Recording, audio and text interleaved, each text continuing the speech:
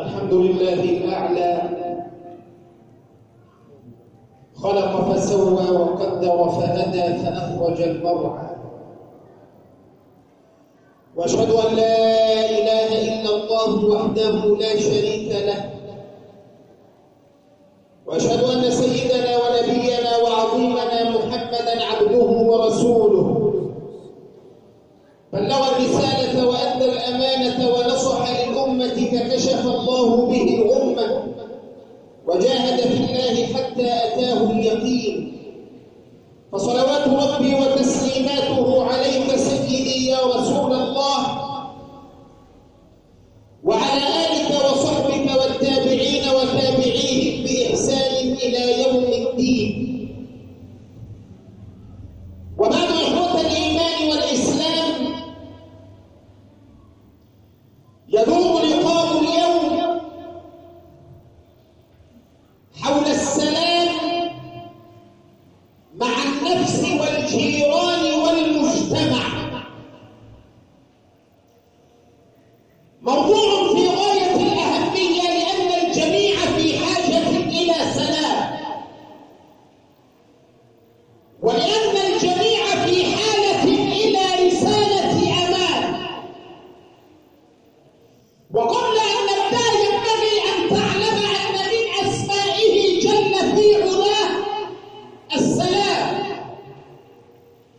وأن دين نبينا صلى الله عليه وسلم هو السلام، وأن الشريعة الغراء جاءت بالسلام، وأن تحية أهل الأرض في الأرض السلام، وتحية أهل الجنة في الجنة السلام. ومن الحقوق المتبادلة بيني وبينك السلام، فرسولنا أعلم أن من حق المسلم على المسلم 5: رد السلام، تشميت العاطس، عيادة المريض، اتباع الجنائز، إجابة الدعوة. وينبغي كذلك أن تعلم أن من أهم غايات الشرائع السلام. لذلك لما وصل إبراهيم عليه السلام مع أبيه أو عمه على حسب اختلاف التفاسير لم يصل إلى نقطة اتفاق. سيدنا إبراهيم يدعوه إلى التوحيد وإلى عبادة الله، وأبوه يصده، وأبوه ينهره، وأبوه يتوعده ويغلق له القول: لئن لم تنته لأرجمنك واهجرني مليا. فما كان من ولده إلا أن بعث إليه بقية سلام. قال: سلام عليك، سأستغفر لك ربي إنه كان بي حفيا. مع سيدنا نوح عليه السلام قيل: يا نوح اهبط بسلام منا وبركات عليك وعلى ممن معك. مع سيدنا عيسى في أهلك الظروف التي مرت بها أمه ووجهت إليها أصابع الاتهام في شرفها، أول ما نطق قال: والسلام علي يوم ولدت ويوم أموت ويوم أبعث حيا. فالسلام فيه رسالة أمان، والسلام ينبغي أن يكون كما جاء به الشرع. السلام عليكم، هذه واحدة. السلام عليكم ورحمة الله، هذه الثانية. السلام عليكم ورحمة الله وبركاته. قدامك واحدة من الثلاثة. إذا حييتم بتحية فحيوا بأحسن منها أو ردوها. فبعض الناس تقول له: السلام عليكم، يقول لك: اتفضل. ما رد السلام لا بأحسن منها ولا بمثلها. تقول له: السلام عليكم، يقول لك: وبركاته. من آخر السلام عليكم هيرد شوية، لو هو زعلان منك شوية. السلام عليكم هذا هو المحكوم. دلوقتي بقى ساكت كبير، عامل ايه يا برنس، مش عارف ايه، هذا كله فكلمة صباح الخير ليست سلاما، وإن كانت كلاما طيبا إلا أنها لا تندرج تحت السلام، لا تندرج تحت السلام. لذلك علينا، هذا الأمر ليس أمرا تافها ولا ثانويا، والله لا تؤمنوا حتى تحابوا، ألا أدلكم على شيء إذا فعلتموه تحاببتم؟ أفشوا السلام بينكم. بس في بعض القرى لا يحبون إفشاء السلام، هذه حقيقة. يعني أسير مع صديق لي في بلدته قريته، مفترض أنه هو الذي يبدأ الناس بالسلام، أقله لأنه يعرفهم عني، فأنا ماشي معاه كل ما يقابلنا مجموعة ولا واحد ولا اثنين سلام عليكم، مرة واثنين وثلاثة أهلا، بقول لك إيه ما تشتغلناش، محدش يقول لحد السلام عليكم. هذا حدث والله حصل، فأمر تحزن له القلوب. السلام عليكم، أنا لما أعدي عليك كده وأقول لك السلام عليكم وأنت ما كنتش عارفني، أنا اديتك الأمان اللي يمكن عديت ساكت هتتوجه. لذلك علينا أن نراعي الله في السلام مع ماذا؟ مع أنفسنا أولا. طيب كيف يكون السلام مع النفس؟ إذا كنت في طاعة الله ستحس بسلام مع نفسك، بأمان مع نفسك، بانشراح لصدرك، براحة لبالك، بسعادة لأعضائك وجوارحك وكيانك، ستحس بالثبات، بالهدوء، بالاستقرار. كل هذا إذا كنت سليما من داخلك، لا تكره أحدا، لا تحقد على أحد، لا تحسد أحدا. ليتنا كالرجل الذي أخبر عنه رسول الله صلى الله عليه وسلم حين كان يجلس مع الصحابة فقال يطلع عليكم الآن رجل من أهل الجنة. فخرج رجل من الأنصار لحيته ترطف ماء يتساقط منها الماء، يعلق عليه بيده اليسرى. هذا في اليوم الأول. في اليوم الثاني يقول النبي صلى الله عليه وسلم يطلع عليكم الآن رجل من أهل الجنة، فتشوئب الأعناق، الكل ينتظر يريد من هذا الذي شهد له رسول الله في الجنة، فإذا هو الرجل بنفسه وذاته، لحيته تنطف ماء ونعليه معلقة بيده اليسرى. هذا في اليوم الثاني. في اليوم الثالث يطلع عليكم الآن رجل من أهل الجنة، فإذا هو الرجل لحيته تنطف ماء يعلق عليه بيده اليسرى. فعبد الله بن عمرو بن العاص لم يدع الأمر يمر هكذا، فقال له بعد أن انصرف رسول الله اتبع الرجل وقال إني قد لاحيت أبي، يعني حصل بيننا خلاف، وأقسمت عليه أن لا أدخل عليه ثلاثا، فإن شئت أويتني إليك فعلت. فقبله الرجل. ذهب عبد الله بن عمرو ليراقب الرجل، ماذا يفعل؟ ما هو ليله؟ ما هي صلاته؟ ما هي عبادته؟ ما هو تعامله؟ فعبد الله بن عمرو بن العاص ظنه أنه لم يفعل من الخير الكثير. لما؟ لأن الأمر لا يتعلق بركعات وسجدات وفقط، الأمر يتعلق بالقلوب أيضا. فهناك من يصلي ويحمل لأخيه الحسن، وهناك من يصلي ويحمل بين جنبيه الضغينة، فالأمر ليست صلاة وفقط.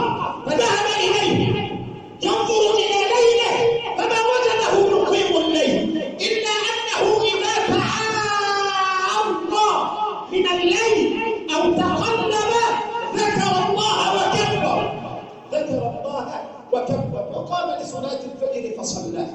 فلما مرت الثلاث قال ما بيني وبين أبي غضب ولا أنجى، لكن رسول الله قال يطلع عليكم الآن رجل من أهل الجنة، فأردت أن أهتدي وأن أقتدي بك وأن أتأسى بما تفعل. فقال له لا شيء غير الذي رأيت، إلا أنني لا أحسد أحدا على خير أعطاه الله إياه وليس في قلبي غش لأحد. فقال بها بلغت، وهي التي لا أطيق. فهناك من الناس من يكره إخوته، أخوه شقيقه كم، فما بالك مع الناس؟ لذلك الأمر فعلا ليس سهلا، حتى تحب الناس جميع الناس وحتى أن تكون طيبا مع كل الناس، هذا أمر يتعلق بإيمانك وجودة الإيمان.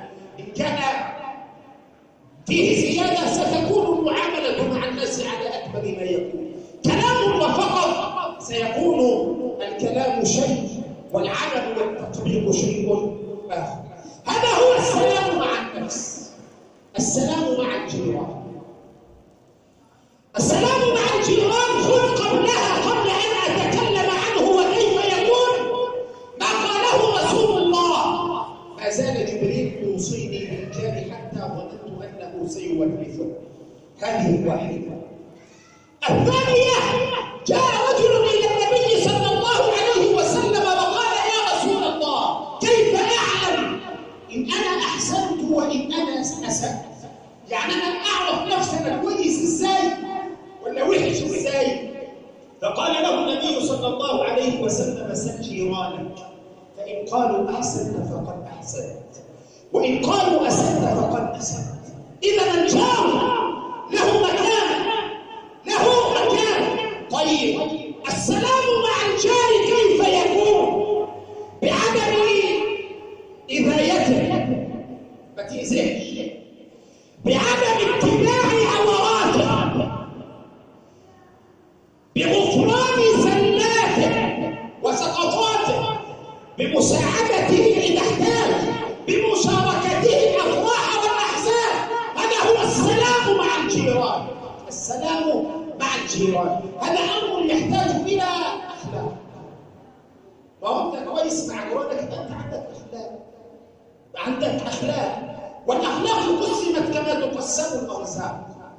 رسولنا صلى الله عليه وسلم قال في حديث رواه الإمام أحمد: إن الله قسم بينكم الأخلاق كما قسم بينكم الأرزاق، وإن الله يعطي الدنيا لمن يحب ومن لا يحب، ولا يعطي الدين إلا لمن أحب، فمن أعطاه الله الدين فقد أحبه. اسمع الهداية دي. رسول الله يقسم ويقول: والذي نفسي بيده لا يسلم عبد حتى يسلم قلبه ولسانه. قلبه أي من الحقد والحسد وما شابه، ولسانه من الكذب، من الزور، من النميمة، من الغيبة، من السب، من الفحش، من اللعن. أضرار وآفات اللسان كلها. لا يسلم عبد حتى يسلم قلبه ولسانه، ولا يؤمن حتى يأمن جاره بوائقه. قالوا: وما بوائقه يا رسول الله؟ في رواية قال: شره، وفي رواية أحمد قال: غشره وظلمه. شفت اللي بيقول لك ده بيتغشم؟ هو ده غشمه وظلمه. النبي صلى الله عليه وسلم لا يزال يقسم ولا يكسب عبدا مالا حراما فينفق منه فيبارك له فيه. الإنسان هو حرام. إن الله طيب لا يقبل إلا طيبا، ولا يتصدق به فيقبل منه. إن الله وإن جعله أو وإن كان تركه خلف ظهره فهو زاده إلى جهنم، فهو زاده إلى جهنم. إن الله لا يمحو السيئة بالسيء ولكن يمحو السيئة بالحسن. إن الله لا يمحو الخبيث بالخبيث. هكذا قال النبي صلى الله عليه وسلم. يبقى ليه تخلي جارك أولا منك؟ ليه تخلي جارك عامل لك ألف حساب؟ ليه تخلي جارك؟ ليه ما بتساعدوش؟ ليه ما بتقفش جنبه؟ يا عم بكلمة طيبة.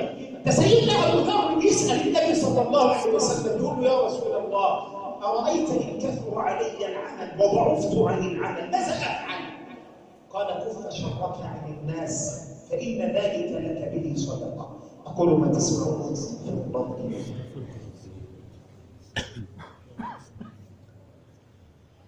الحمد لله رب العالمين، كرمنا حين جعلنا من عباده، وكرمنا حين أرسل إلينا أعظم رسول بأعظم دين ألا وهو دين الإسلام.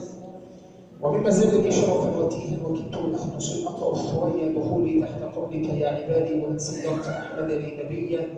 اللهم صل وسلم وبارك على سيدنا محمد النبي الأمي وعلى آله وصحبه والتابعين ومن تبعهم بإحسان إلى يوم الدين، وبعد.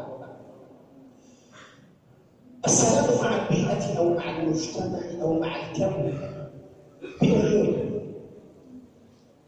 مع البيئة مثلا ينبغي ألا نضع القاذورات في الشارع، هذه واحدة، حتى تكون البيئة نظيفة خالية من التلوث. وأقول لكم يعلم أن المترتب على التلوث وعلى الكاذورات وما شابه أمراض وانتشار الأمراض.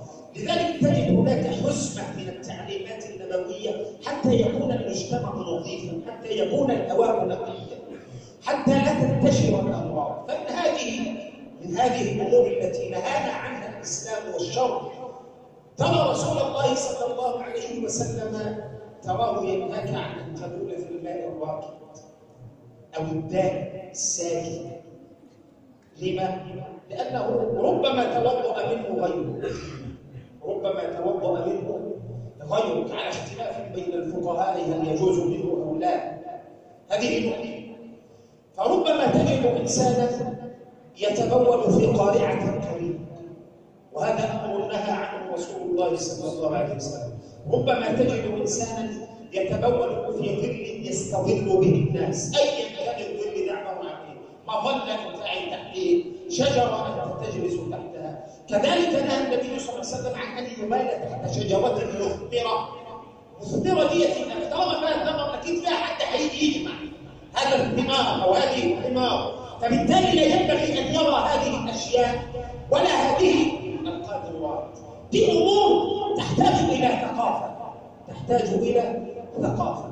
يعني إيه ثقافة؟ يعني تبقى عارف أن هذا الأمر مخل شرعا قبل أن يكون إنسانيا، وأن تعلم ذلك لأولادك حتى ترى الأمر كما تحب.